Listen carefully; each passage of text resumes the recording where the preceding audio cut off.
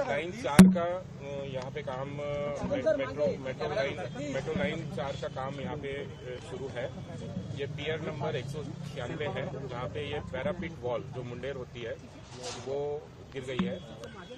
इसके गिरने का जो प्राथमिक कारण जो यहाँ पे समझ में आ रहा है, उसमें जो कंक्रीट की स्टिचिंग है वो ना होना या फास्टनिंग जो होती है, उस फास्टनिंग में कुछ टेक्निकल प्रॉब्लम हुई है, ऐसा दिख रहा है। तुम्हें आता खबरदारी एक इमीडिएट एक्शन के तौर पे MMRDA ने जो इस लाइन के जो कॉन्ट्रैक्टर है जो कर रहे हैं काम, वो मिलन इंफ्रा है, उनके ऊपर 5 करोड़ की पेनल्टी लगाई है। और जो इस काम को देखरेख करने की जिम्मेदारी जिन जनरल कंसल्टेंट को है, LBG और हिल, उनके ऊपर 1 करोड़ रुपए की पेनल्टी लगाई है। इसके साथ में ही इस दुर्दैवी घटना में जो जिनकी मृत्यु हुई, उनके प्रति MMRDA संवेदना व्यक्त करता है।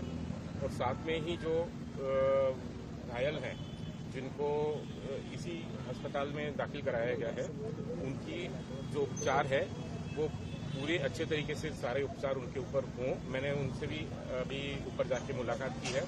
डॉक्टर जो उनकी देखरेख कर रहे हैं, उनसे भी पूछा है, बातचीत की है। और जो उनके परिजन हैं, उनको सब जो भी आश्वासन दिया है कि उनको सबसे उत्तम प्रकार का जो भी उपचार है वो मिलेगा। यहाँ मिलता है तो ठीक, किसी दूसरी जगह पे शिफ्ट करना पड़ेगा अगर उनको, तो वहाँ पे भी हम शिफ्ट करेंगे। हमारे जो मेट्रो के डायरेक्टर हैं श्री बसवराज MB, उनकी अध्यक्षता में हमने एक समिति बनाई है जो इस घटना की जो टेक्निकल जो इंक्वायरी है वो करेगी। और उसको करने के बाद जो भी दोषी पाया जाएगा उसके ऊपर कानून के हिसाब से हम कठोर कार्रवाई करेंगे। MMRDA की भूमिका निष्पक्ष है, MMRDA किसी का पक्ष नहीं लेगा, और जो भी उस रिपोर्ट के आधार पे आएगा उस आधार पे हम लोग एक्शन। ये जो प्रकरण है, जो ये प्रकरण हुआ है, इस प्रकरण के बारे में हम पूरी, जैसे मैंने आपको बताया, वो पूरी सकुल चौकसी करेंगे। और भी अगर जरूरत लगती है कि और भी चीज़ों की इंक्वायरी करनी पड़ेगी, क्योंकि ये सेफ्टी सिक्योरिटी का विषय हम हमेशा बहुत इम्पोर्टेंस उसको देते हैं। मुंबई जैसे शहर में इतने बड़े पैमाने पे काम होते हैं, इसलिए सेफ्टी और सिक्योरिटी को पैरामाउंट इम्पोर्टेंस देना बहुत ज़रूरी है।